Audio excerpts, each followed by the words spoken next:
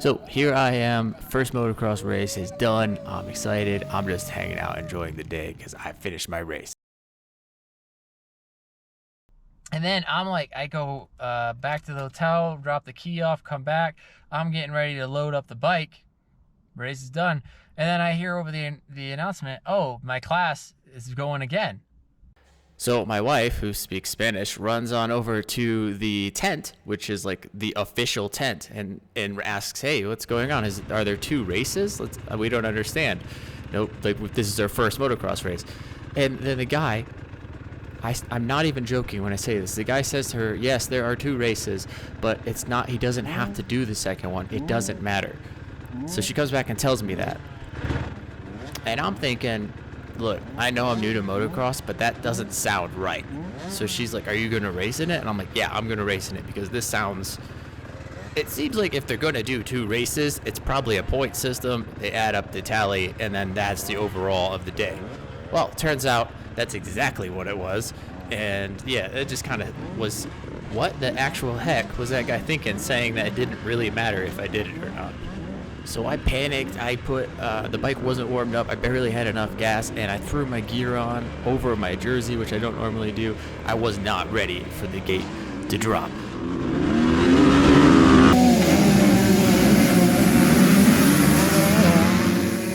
And we're off. Decent start for the 300. And I have to go for the inside line, and I'm down. So I'm dead last, sitting dead last now. But there's no way I'm giving up with that. Fuck it, let's go. That bar's so good. So that hit did bend the left side in a little bit. Not a lot, but just a little bit. Enough for me to notice, which is wild because I was like told by everyone that twin wall bars are like the toughest bars. And so it does take a pretty substantial hit, but they will bend eventually. But at this point, I'm on the hunt. I turn, like, getting hit like that changes something. I'm used to just taking my time, getting a pass when it's decent and right. But you can tell that I'm like, no, I'm going for it. This moto, I was 10 seconds faster per lap.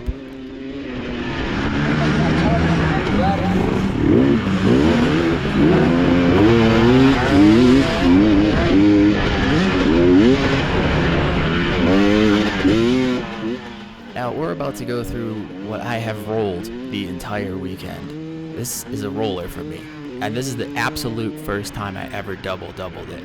That just goes to show that crashing, being dead last, and just having that chip on my shoulder of no freaking way am I going to be the guy that crashes and then ends up in dead last. No way. So I had just changed gears and was going for it.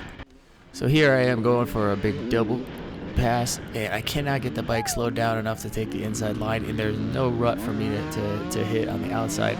So I get blocked coming back in, which is, it's motocross. That's the way it is.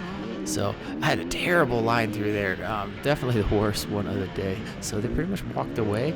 But because I had turned on that switch for the double-double, I had this moment. Look, I don't care who you are. I don't care how big the obstacle is. The first time you hit something that scares you, it's pretty gnarly. Like, it feels amazing. So yeah. It may not look that big on camera, it may not be that big in person to you, but to me, being the first time I ever hit that instead of just rolling it, Oh yeah, I'm coming. It was pretty exciting. And to do it in a race, yeah, it was pretty wild. I thought I was going to be able to pass this guy on the inside here, but I didn't get the RPMs coming out of it. You can see my front tire kind of popped out of the rut, so I really wasn't able to just rail it the way I wanted to, and he gets away from me. But yeah, we just got to keep fighting, just keep pushing.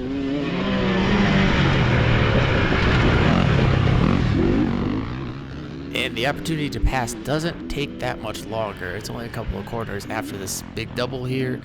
I just picked the rut midair and went for it. It was pretty big. For me, that was a pretty serious move to get into the mud and kind of just use the mud as a rut for traction. But, it stuck and I made the pass. So maybe I should have just been focusing on using that mud as a rut the whole time.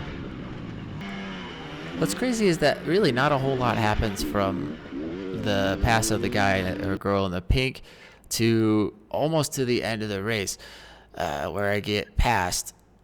And I mean, I'm really happy with this race. It was a definite difference. I could tell it felt faster. I was told by a lot of people that I was faster. And then I looked at the times, and it was an average of about 10 seconds faster. Obviously, double instead of roller is a big difference. But then there's just that aggression factor that I had when I went down. It's just like turned on the switch. So I'm the type of guy that when I take a hit, it doesn't discourage me, it encourages me. So maybe I need to crash before every race. Oh shit. Yeah, I did not hear that guy coming, and wow, what a speed. I'm pretty sure he's on a 125 and just ripping. So I'm trying to keep up with him, pop it in at false neutral. Oops, he's gone. Totally different class, I believe, but still, wow, what an incredible rider. Here I am thinking the race is still going, and here's the checkered flag. I had no idea. I do such a bad job paying attention to the flag people. I look for the yellow flag, that's about it. And anything where it's 2 laps or whatever it is, I don't see. So, yeah.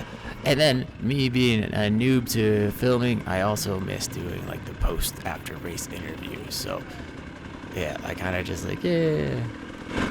But I did eventually remember, hey, I'm trying to tell a story here. I need to talk to the camera. So here is me doing vlogging stuff. So motocross went well. Lots of learning to do as far as just like general format. The race took forever to get started. So yeah, I was told by one guy to get there at 8, another guy to get there at 10, and another guy. So I got there at 8. I got the earliest one, because if you don't go there early, you miss the race. And the race did not start until 11 this day, and they had to plow the track. Guys, coming from enduro, it is so weird how much prep goes into making the dirt. I throw my clothes on and get on the line and go, and had an epic race. The second one, had no idea that I was fighting for third.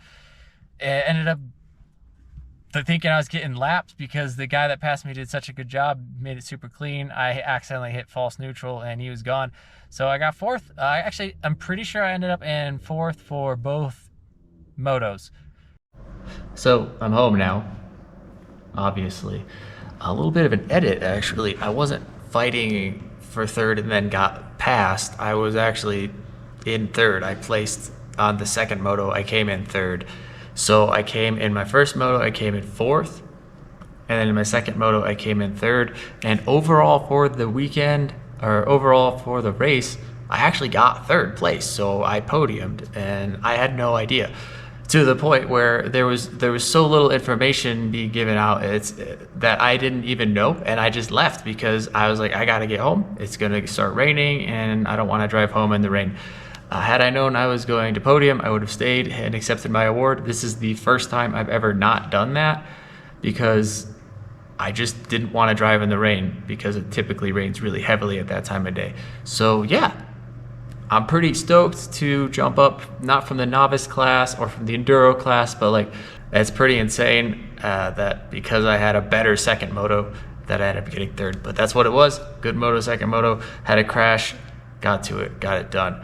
The timing is weird. Motocross is a lot of sitting around and waiting for your event. I'm used to showing up, getting in line, everybody's on the track at once. We race for 2 hours and we're done.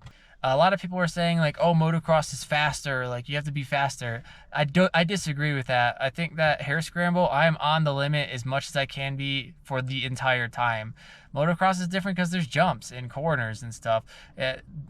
The difference is the time you have to get it done. You don't have time to say, I'm going to catch them this lap. No, you got to do it now.